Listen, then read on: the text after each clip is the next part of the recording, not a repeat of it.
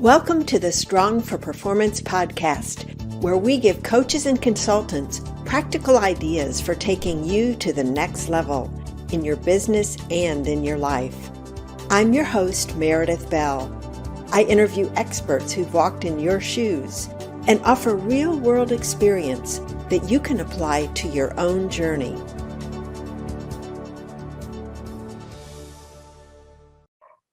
I'm Meredith Bell, here with another episode of the Strong for Performance podcast. And I would love to welcome today my wonderful friend and guest and colleague, Lisa Walker. Dr. Lisa Walker, welcome to the program, Lisa. Meredith, it's such a delight for me to be here with you. Been looking forward to this. Thank you so I much. have too, because we have always had such fabulous conversations. Lisa and I have known each other, 4 years now? It's been a while. Exactly. And we've actually been able to meet in person, which is wonderful. And Lisa has so much brilliance about her. I'm excited to bring her to my audience. Lisa, before we get into the many questions I have for you, I want to introduce you more formally to my audience. Dr. Lisa Walker is a psychologist and leadership development expert. She's an ICF Master Certified Coach and a Columbia University Certified Executive Coach, working with leaders and teams across industries. She's also an advanced level mediator and facilitator, helping leaders navigate crucial conversations.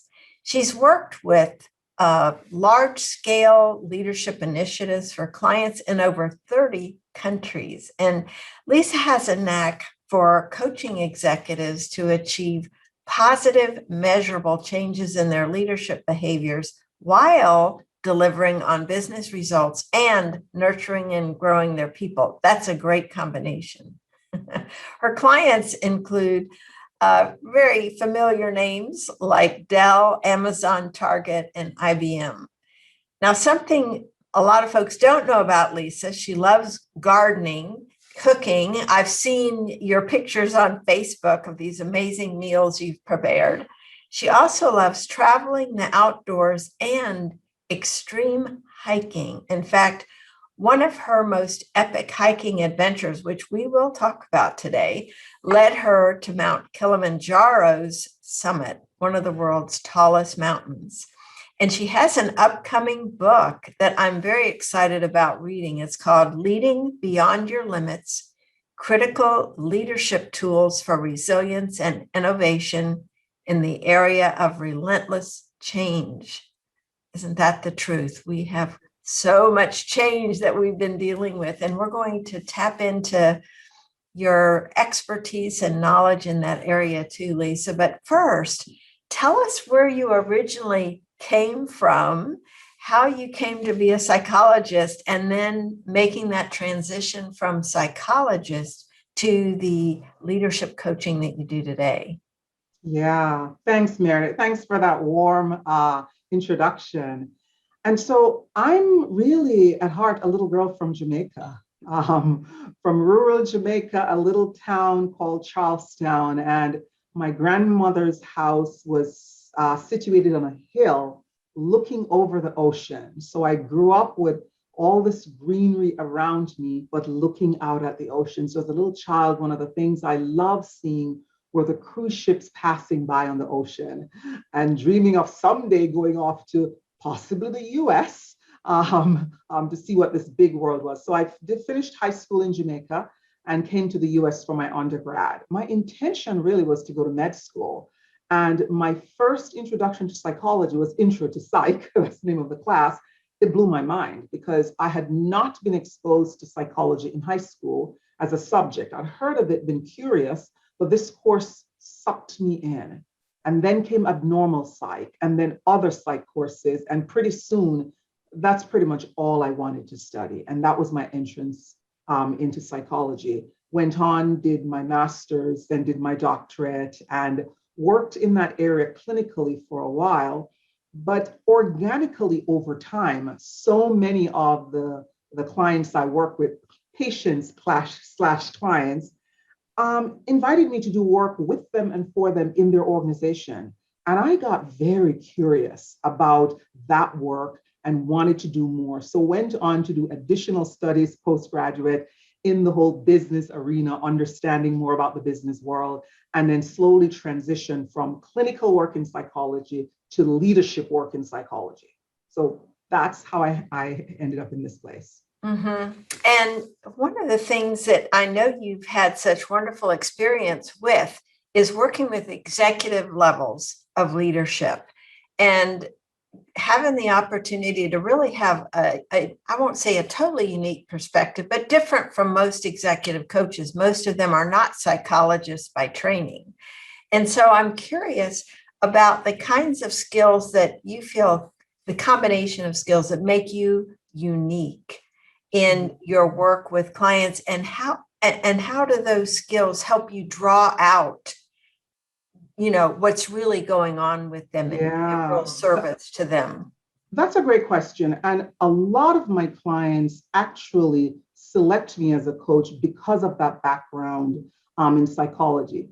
Some mistakenly thinking that as a psychologist, some of the work will be clinical in nature, go a little bit deeper.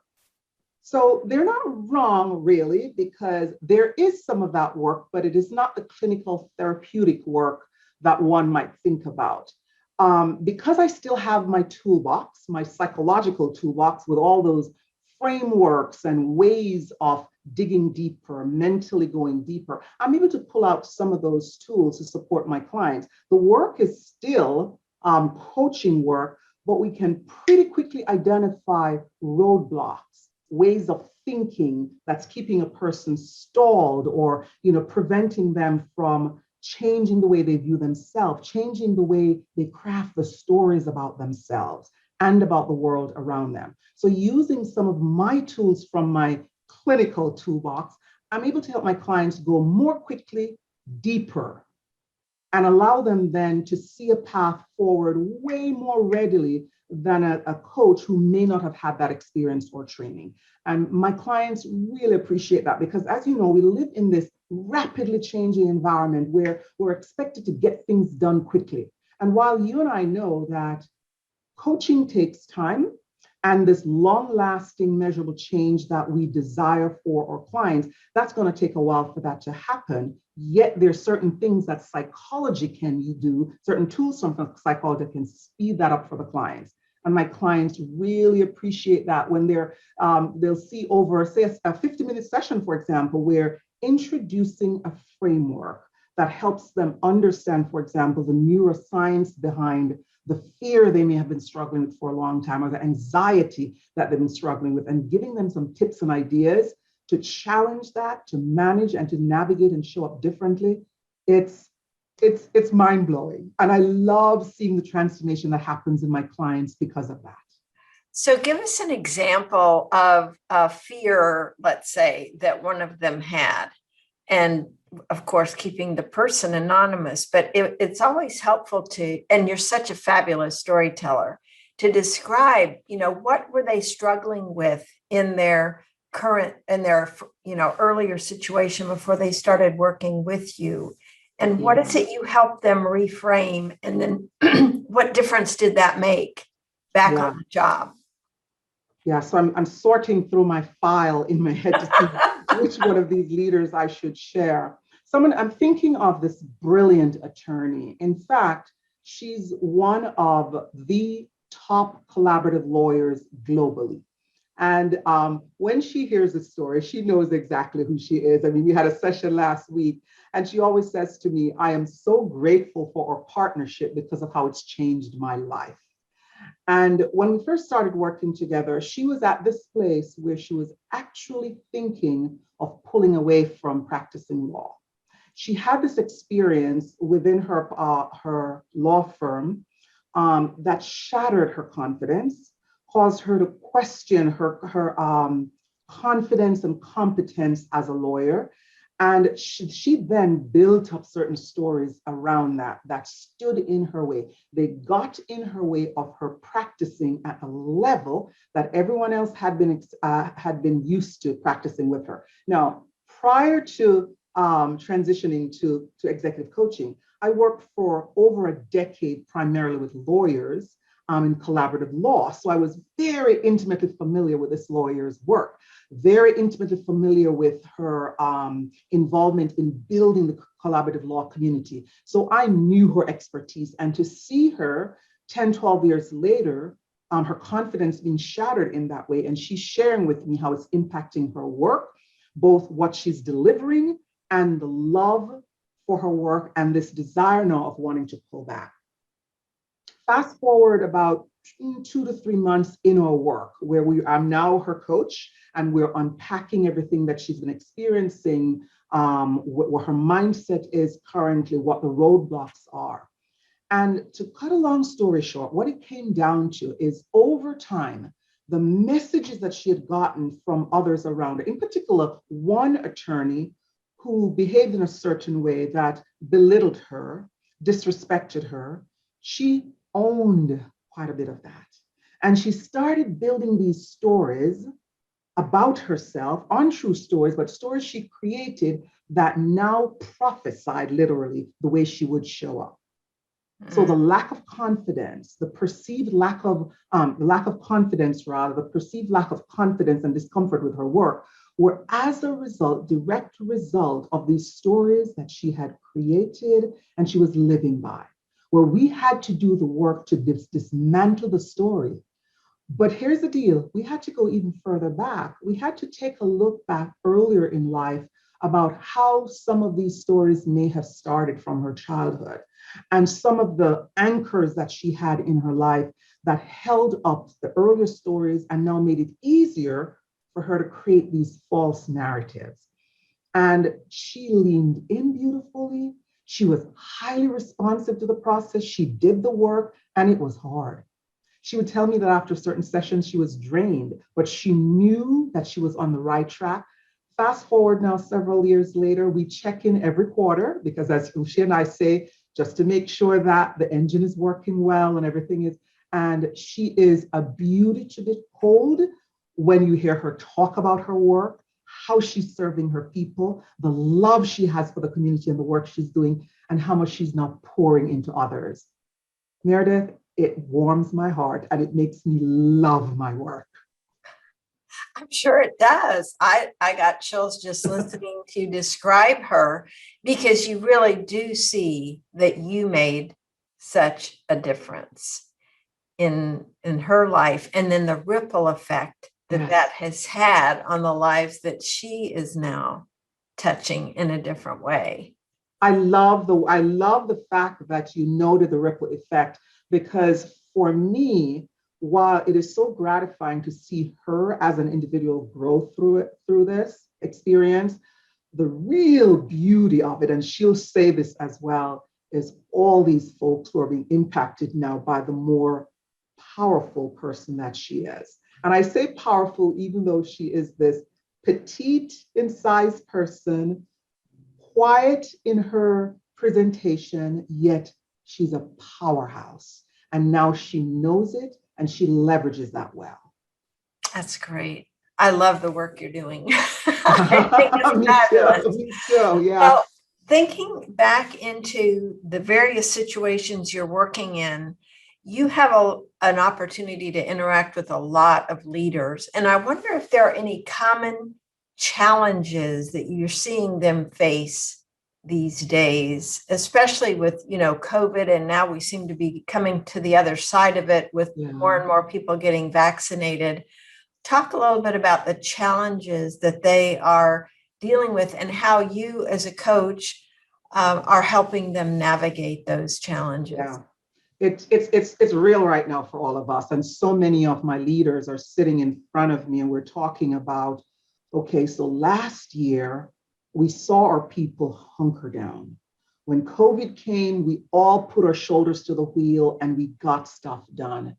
And then almost everybody got burnt out, right? And so organizations have had to figure out, how do we nurture our people, pull them out of this phase of burnout, get them to a healthy place while still ensuring that we're meeting our business goals. After all, they're businesses. They're in business to make money and to serve their community, including the employees that they have. So now the big challenge for many of my leaders is, so here we are, we're beginning to see the light at the end of the tunnel with COVID. We don't want to pressure our folks too much, yet there's this need to find the perfect balance between driving for results and taking care of their people. What is that balance? And that balance is going to be different from one organization to the next. There is no perfect formula that I've experienced, or I've seen, that says, okay, this works in organization A, so let's move it over to organization B. So some of the guidance I've been providing is leaders have to get to know their people, get to know and understand what the experience has been like for their team members, not as a whole per se, but as individual team members, because their experiences are different. The impact of the trauma has been different for them. And the tail end, some research suggests that trauma has a long tail end. And we know that psychologically, that because the traumatic event is over, doesn't mean the impact on the individual or the team is over. So now being really aware of what this long tail end may be like for individual team members and your team as a whole, and dare I say your organization as a whole, and then start thinking about what are the resources that we now need to pull in for our people to ensure that we are meeting their needs. We're meeting their needs developmentally, psychologically, relationally, in terms of the resources that they need so that they can be as whole and as healthy as possible to continue to drive for results and feel as if they're being cared for. So that's a big challenge that we're doing a lot of work, not just the conversations, but putting things in place to ensure that folks are experiencing that their leaders are focused in this way. Now, do you get pushback from any of the leaders that say, who has time to have these individual conversations with people? You have so much to get done. And it's interesting, in the past, it would have been more of a pushback. Now it's almost a cry for help. How do I do this? Right? How do I do this? Most leaders now know that it's really important to be talking with their people and creating these opportunities to share what's going on. So now they're saying, how do I do this? How do I make sure? And you're right, it's really difficult to be talking to everyone on a regular basis and making sure that you're feeling this connection. Yet they know that the need, for example, for these virtual water cooler moments, these virtual walks down the hallway, virtual lunch moments where you get to know what's going on. How is grandma doing? How are the kids really doing with virtual homeschooling or hybrid of being in school and at home? How is that impacting you as a working mom or as a working dad? And it's interesting how we're hearing story after story that when team members are engaged in these conversations with each other, and particularly with their leader involved, that somehow it calms their anxiety a bit because it improves their sense of belonging. And they experience their leader as caring. And here's the kicker behind this. When they have that experience, they show up more, meaning they're fully present, they're more engaged, and where we have higher engagement, we have more work being done, innovation increasing, bottom line being impacted in a positive way. So it's a win for the organization. So when they ask me this question, or if there's a bit of resistance, I just engage with them a little bit more, dig a little bit deeper, then we can bring the conversation right back around to, so I hear you want to improve engagement because that's important to your bottom line and you want to take care of your folks while doing so. That's a noble effort. And there's so many things we can do to help in that regard. Do any of them feel uncomfortable with how to start a conversation to ask about how people are really doing? Because it's kind of getting at a personal level. You're going into their homes in a sense, whereas at work, it's a different kind of space. How do you guide them to open those conversations? That's a great one, Meredith. I had so many leaders early last year who would say, Lisa, I don't know how to have that conversation. And when we had the huge George Floyd situation, well, we still do have that, but when that opened up to all of us last year, that was another conversation I was having with leaders who saying, I just don't know how to have that kind of intimate conversation. Well, one of the interesting things about COVID is that it brought us into each other's homes, right? So there's so many things I could ask you, for example, about the bird over your shoulder behind you, right? Yeah. I could say, yes, I could say, Meredith, I love your plant in the corner. What else do you have there? Notice how that's an entrance into your personal space, Mhm. right? Which then makes it easier for me to say, and so are the kids home today for school? Are they home every day for school? And how are you managing with that? What's your support system? Who's helping? What is that like for you? How are you able to navigate and deliver what you're delivering right now with all that responsibility? So showing them a little ways of naturally engaging so it doesn't feel Mhm. as if you're pushing some door down. Or one leader said to me, there's a team member that he was pretty concerned about, but she never came on camera. She was not yet aware that she could use Zoom screens, the background to cover. And she was in a closet, an honest to goodness closet with all the clothes and everything hanging behind her. She was embarrassed by that, but that was her workspace for the day. And one day when he asked, I'd love to really be able to connect with you because I want to know how you're doing. And that's when she shared with him that I don't have a space for work as yet, and so my space is cluttered. And he said, oh, what we've been doing is talking about getting the screens up. Would you like for me to show you how to do this? And so they proceeded on screen. He shared his screen, showed her where to go in Zoom to select a background. And so she came out of the closet for the next meeting.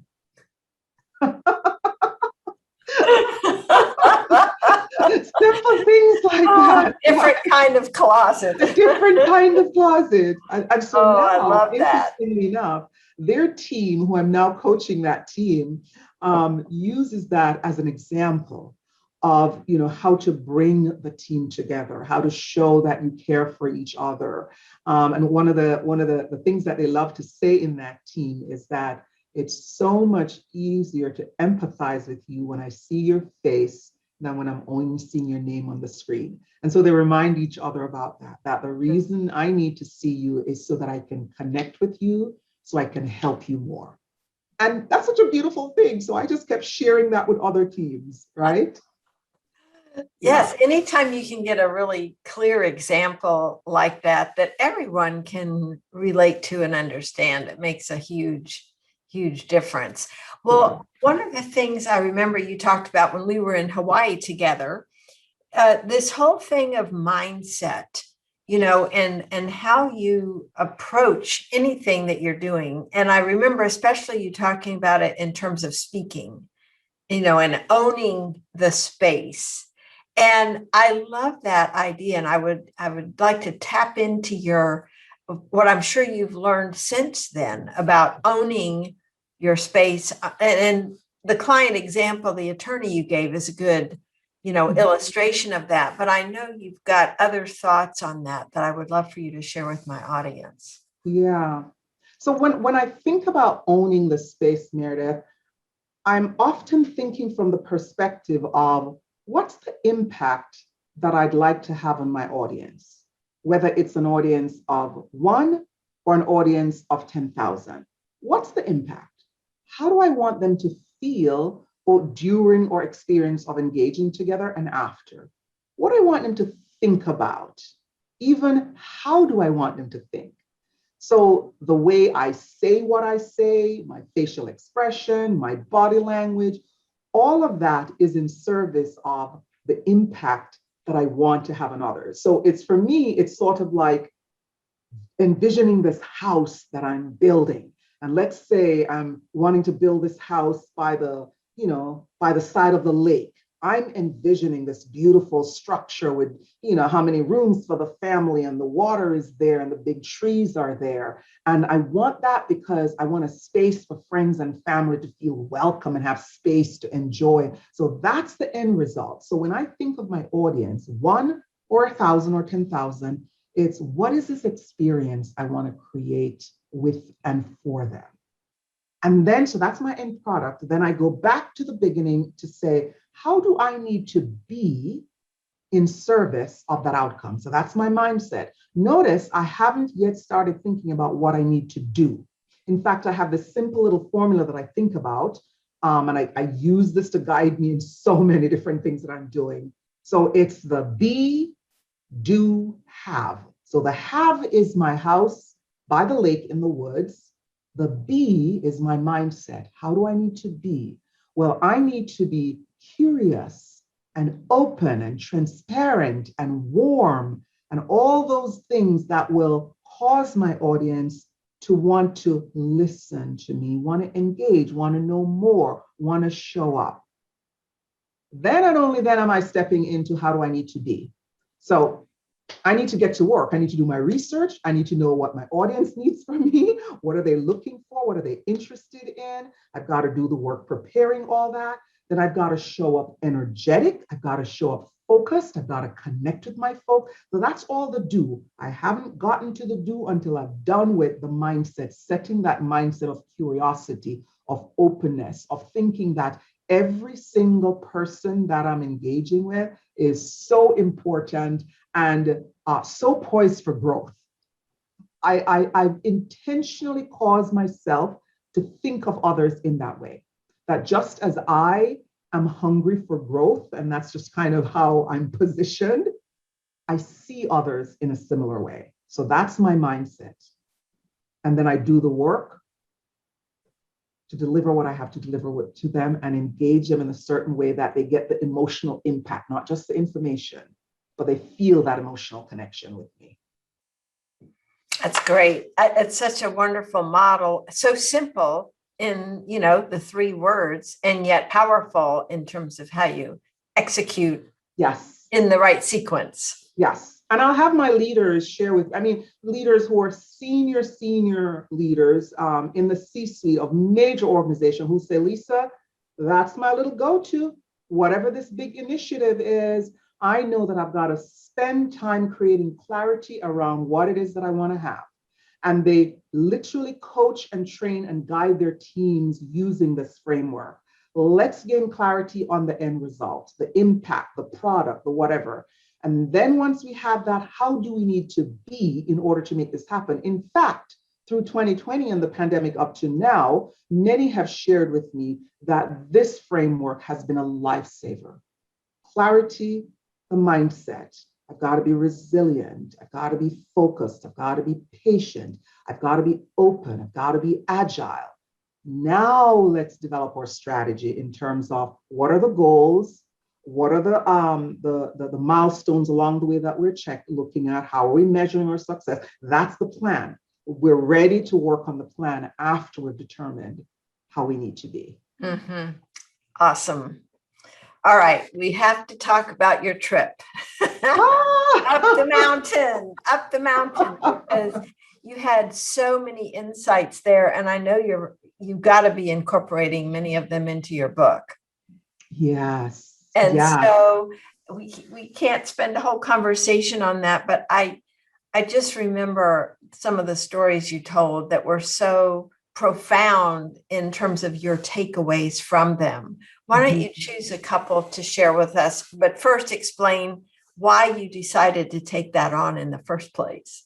Yeah, so you're right. The book, the through line of the book is my journey up Mount Kilimanjaro. And I decided to summit Mount Kilimanjaro because I fell preparing for a Spartan race.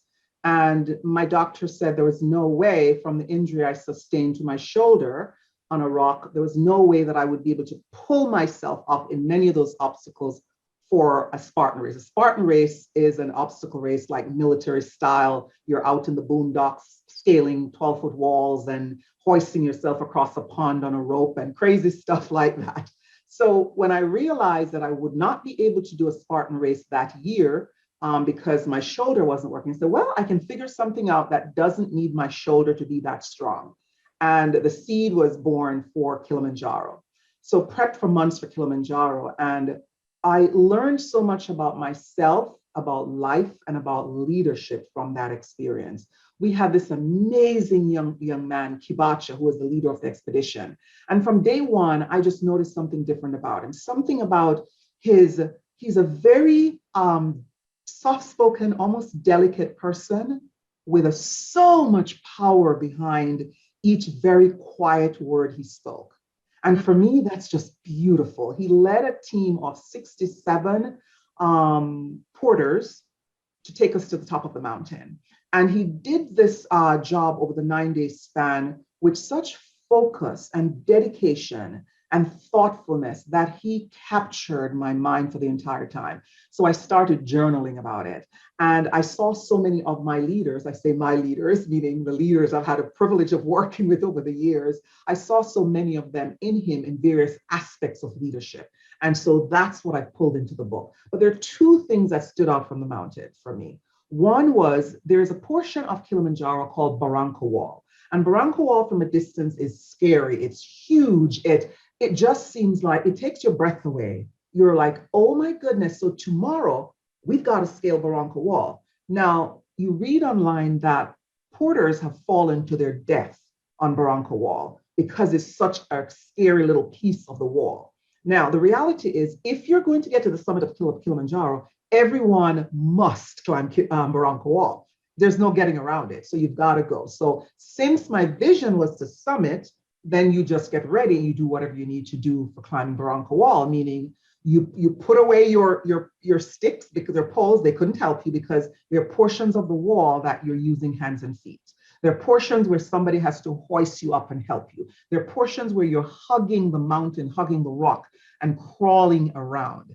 And while you're doing this, there are porters trying to skip around you with their big bags and boxes on their head. And so it's this amazing, scary, interesting adventure. And when you're done scaling Barranco Wall, you feel like I can do anything. The interesting thing that I've noted, the parallel I see with all my leaders, is that every single leader have their own Barranco Walls that they've got to scale. And they've got to figure out how to do so. It looks treacherous, but on closer examination, they realize that they can recruit the right resources, the right people, the right mindset, slow down, strategize, and they can get over the Barranco Wall because the Barranco Walls are always going to be there. So that was one thing about Kili that stands out. The second was the night of summiting. So you generally leave base camp at midnight to get to the summit by 7:30 in the morning, because everyone wants to see the sun rising over Africa. And for months, that's what I've been dreaming about. Well, fast forward to about 6.5, 7 hours into that journey, summit night, we got to the last rest stop. And for the last several hours before that, I noticed that the lights ahead of me were getting dimmer and dimmer. And so because the weather conditions were horrendous, by this time I was crying like a baby because my fingers hurt so bad from the cold. I probably was being a bit belligerent because of the height, because you can hardly breathe at this point, because Kili's summit is 19,500 and something feet. So your breathing is by this point. I can't see. And at the last rest stop at Stella Point, I realized that it wasn't the fog, it wasn't the weather. My sight has been disappearing. And so by that point, I couldn't see anything. Like I could not see anything. And I freaked out for a few seconds. And that's all I had, because it was so cold that you don't stop for long. In fact, so cold when I tried to get water, my pack was frozen. The pack, my water pack on my back was frozen. So we quickly decided that I was going to continue. Well, I decided I was going to continue because in my mind, I remember that in doing my research, I learned that on rare occasion, mountain climbers can go blind temporarily. So I held on to the word temporarily, not remembering if it's hours, days, weeks. My vision was clear. I got to summit. And so Peter, my husband, thought I was a little bit crazy, but he agreed that we'll go. Charles, my guide, said, let's go. He said, put your right leg against my left and move as I move. And so we shuffled along for another hour or so, and I got to the summit. And I felt Peter pull me back to the wooden structure that says, congratulations. I can't see anything, but he pulled me back and he placed something in my hand. Days later, I realized it was a tiny little Jamaican flag, and he had his tiny little American flag. And so he took pictures of us, someone else took pictures of us. And this is happening literally in seconds. And I felt someone yanked me. and said, come on, we've got to go. And this was Kibacha. Word had been sent to him that I'd lost my sight. And so he waited there 30 minutes, he said, waiting to get me. And so he started quickly down the mountain. We've got to get you down from this elevation. Now, it's another 7.5 to 8 hours to descend. And so for the entire time you're talking about, luckily I couldn't see because I didn't see the crevices and the steep ravines that were all around us. But that journey, both up, not being able to see, and down, not being able to see, taught me that I can do anything I put my mind to. And that limits are only what we make them. So my book, Leading Beyond Your Limits, and my other works, Living Beyond Your Limits, it has so much meaning to me, because when your mindset is in that place where you believe you can do anything, you can. And so that's my approach with my leaders I get to work with.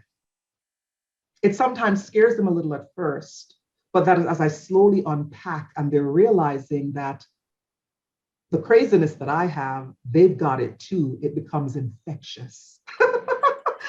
And they can see that. I can easily see that happening, Lisa, because of your charisma, but that's driven by this experience you had. If and I also that, what else could I face that could be? Yes.